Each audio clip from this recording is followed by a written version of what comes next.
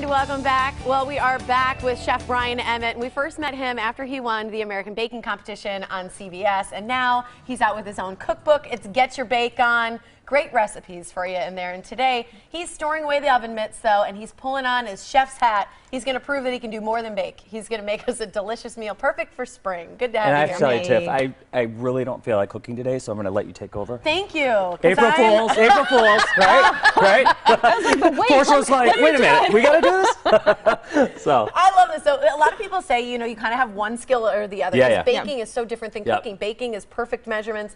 Cooking is often a dash of this, a splash of that, whatever. Even with baking, though, like, because I do it so much, I'm kind of like, I kind of just go with my intuition. Yeah. Because I've been doing it a lot. So, and I like to bake and I like to cook, like you said. So I'm weird, maybe. Oxymoron. Yeah, I like it, though. So what are you making for us today? So we're making a spring pea risotto. So this is kind of like a bring on spring. I'm going to teach you how to do the perfect scallop, seared scallop. And then we're going to do a bib lettuce salad with tomatoes and green goddess dressing. Got it. Yummy. Right? All right. Okay, so basically I have the butter in the pan here already. So you want to put a little bit of butter and a little bit of olive oil. Okay, just a plain olive oil. Do you ever use flavored olive oils, or do you prefer I do, but in this, because it has so much flavor, because of the peas and the Parmesan. Yeah. So I got that melted. And what you're going to want to do is get your onion and your fennel in. Okay. There we go. I love fennel. So do I. It's one of those things I know, people look at this and they're like, what is this thing? I don't know how to use it, but I know everything I ever taste with fennel, I love. Yeah, I love it. And smell the fronds. Just take some of the fronds off there. The green part? Yeah, the green part. Sorry. Right? What's a frond? I knew that because, like, that's not an April Fool's. Look at us, we're fronds too. Yeah. I don't think they smell that much. Yeah, take it off with your hand and you'll smell it. Oh, yeah, if you get up in there. Get it real up in your nose. And it's that is not a good look, girl.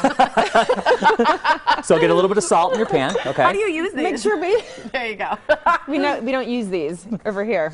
Yeah, you could definitely use them, and I actually put them on top of the risotto. She put it in her nose. Yeah. Oh, not in your nose, no.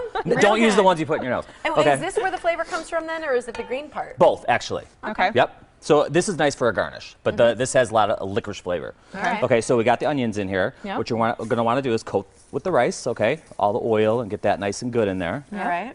Now this is a rice or this is an Arborio rice, which is an Italian rice, which actually has more starch, and that's what gives you the creaminess of risotto. Okay. So that's uncooked rice. This is uncooked rice. Yep. And we're going to get a little bit of white wine in the pan. Okay. And then, you know, risotto is a labor of love. So what you have to do is you just got to constantly work the stock in, okay? So it keeps absorbing. Okay. I want to kind of tip this up. Just tip this up a little bit since our camera from above isn't showing. Just want to show people what you're doing. You're sort of mixing it together. There's a little juice in there. Yep. And that's good. Little white wine. Little white wine. Got to have the wine.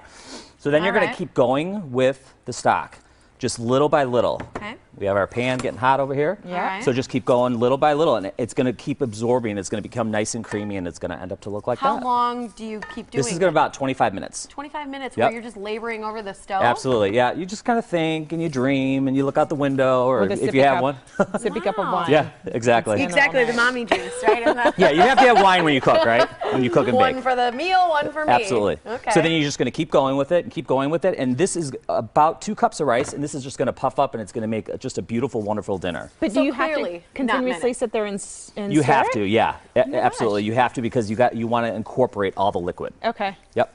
Huh. I don't know that I could do this. Yeah, you can. Here, come on over and sit and stir. I feel like this is one of those things that I don't want to make at home.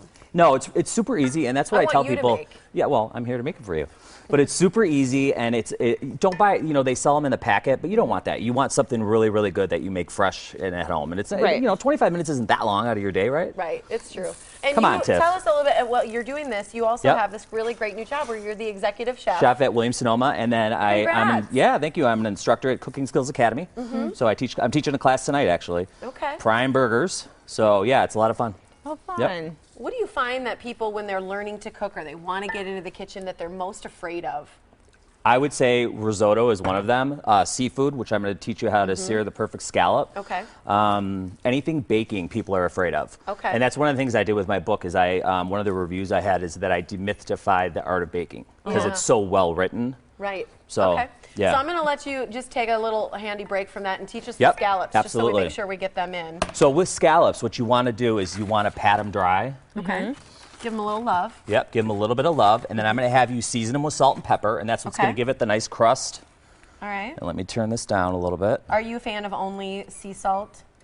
I like kosher. Okay. And that's what that is. Okay. So. I'm putting a lot of pepper.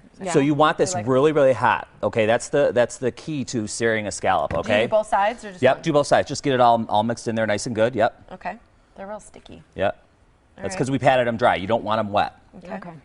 Turn this smoking pan yeah, down. that oil is. Yeah. There we go. Oh yeah. Okay. Okay, and you're gonna get it in there with the oil, and you want that sizzle. You hear that? Yeah. And then you're just gonna let it go. Don't touch it because you want to get that crust on it. Okay. You know when you get a scallop in a restaurant, it's perfect, and you're like, how do you Yes. do that? Now, if you overcrowd this pan with the scallops, what's gonna happen? This up just a little Yep. bit so we can see that. If you overcrowd this pan with the scallop, with like a much more scallops, when they say don't crowd it, what's gonna happen? It's gonna steam them. And then you're just gonna have this opaque scallop, and it's not gonna be good, okay? Yeah. Okay. All right. Just wanna let it go, and you could just take a peek every now and then. So there's no time. How long you sear on each side? I would say about 2 minutes per side. Okay. Yep.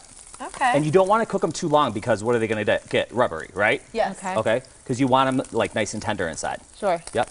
All right. So we're finishing up here. I want to make sure everybody has a chance to get a copy of your book and learn more about how to bake, demystifying. Demystifying the art of baking. That's right. Get your bake on. Yep. You can visit brianemmettbake.com to get a copy for you.